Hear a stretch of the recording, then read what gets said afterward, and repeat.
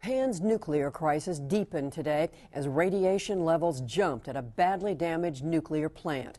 And for millions who survived last week's earthquake and tsunami, winter storms added misery to nuclear fears and the struggle for food, water, and basic comforts. We have a series of reports from independent television news, beginning with Alex Thompson, who traveled today to the town of Kamaishi. Army aid convoys heading east over the central mountains into the quake zone this morning. Several Japanese have asked me, what have we done to deserve an historically powerful earthquake, this vast tsunami damage, and now the blizzards? With officials here now saying more than 4,000 people are confirmed dead, we've come to the east coast to see how far search and rescue for bodies has gone in this vast area of damage. Our driver, Shin, just can't believe what he's seeing. He was last here on holiday several years ago. The tsunami reached up there. There's only 5 homes left up there. All the rest are destroyed. At the coast, we meet Hiromi and his plea to the wider world, that of so very many here. It's freezing. We need blankets, but much more. Well, to be frank, I need a bath and stuff like that. But I know it's too much to ask. It's so cold here. We need kerosene and we need petrol. We had seen towns wrecked, factories pulverized, but never roads, bridges, and the vast anti-tsunami sea defenses here at Kamaishi smashed like they were today. And Hiromi had been good enough to explain to us exactly what happened here 6 days ago. It was about half an hour after the last of the earth tremors finished. People noticed that this entire bay began simply emptying of water. The tide went out way beyond the red hulk of the red ship you can see there, out even beyond the lighthouse, which you can just see sticking up in the snow. The entire bay was emptied of water, and it stayed that way for some moments. Then people living here describe an enormous rushing, roaring sound. It was the tsunami approaching at 15, 20 miles an hour, pushing everything before it, right up, right through this bay. The people living in the village in the corner there, many of them stayed put. They'd never had problems with tsunamis before. They'd come and gone, no issue. On this occasion, things were very different. We decided to try and get there. You're right with this? Clearly no vehicles are going anywhere near. And look at the size of these supposed tsunami defenses. High enough, thick enough, long enough, so everybody thought.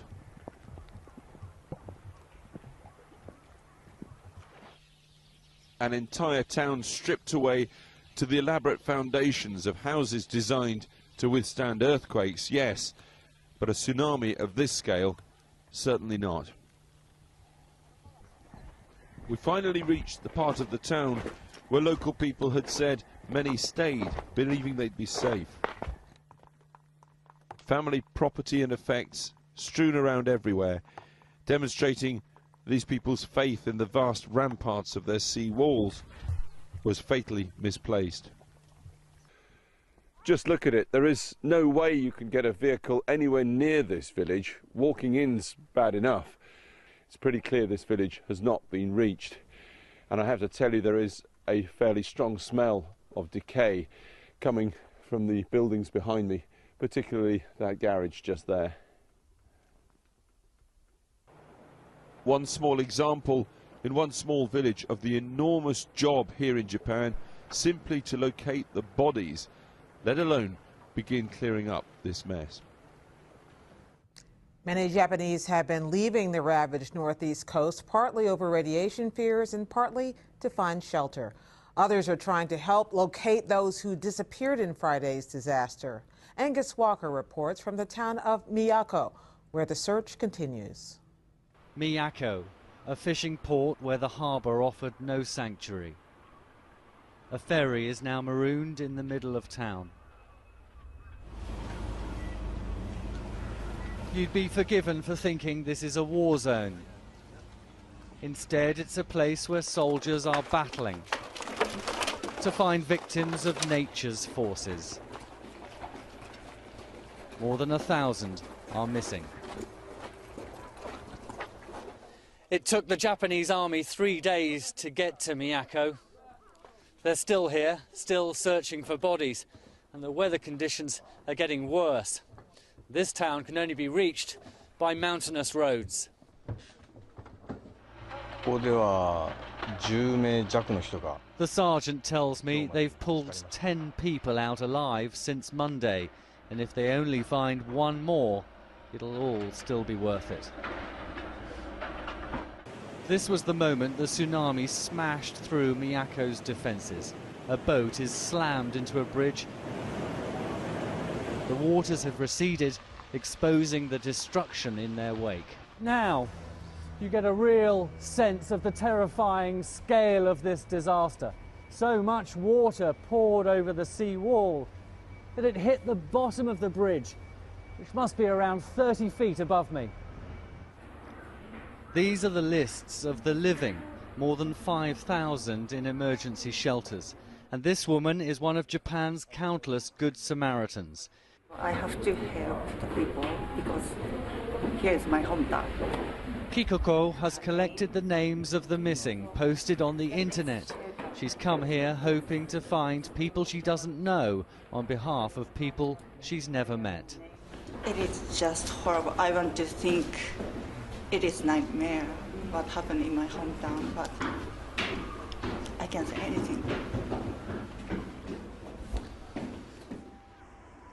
And all along Japan's northeastern coast, the nightmare never seems to end. While the search went on for the living and the dead, the potential for a nuclear nightmare hung over Japan for another day.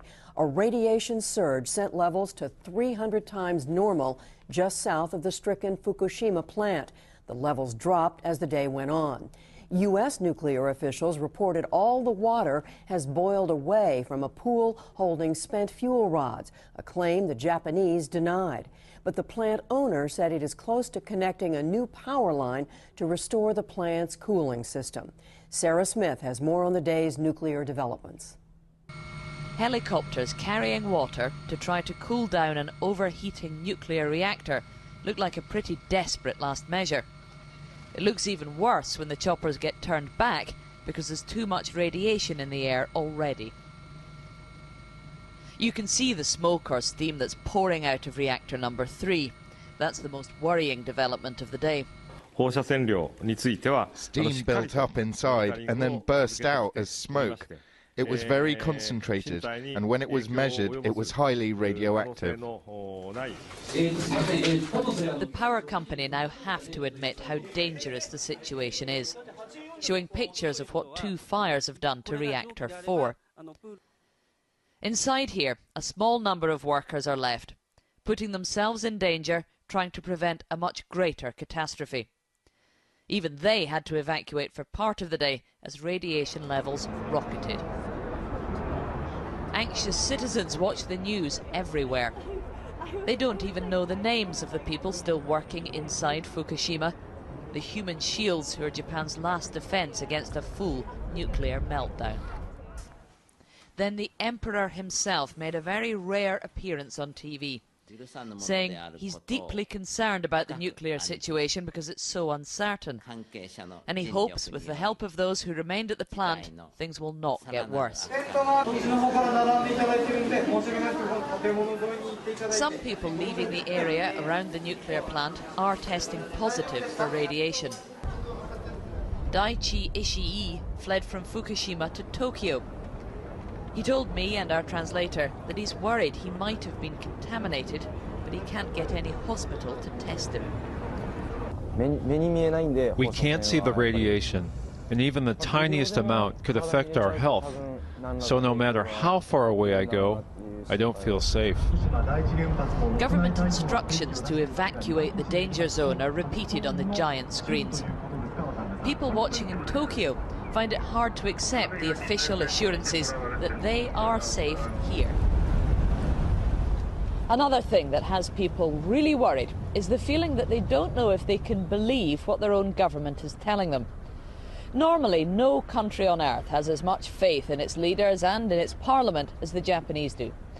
But now, in the midst of this crisis, people are loudly complaining that the government is giving them contradictory information and that they're getting mixed messages about what's safe and what's not. And that's left everybody worried that the government's actually trying to hide the real truth.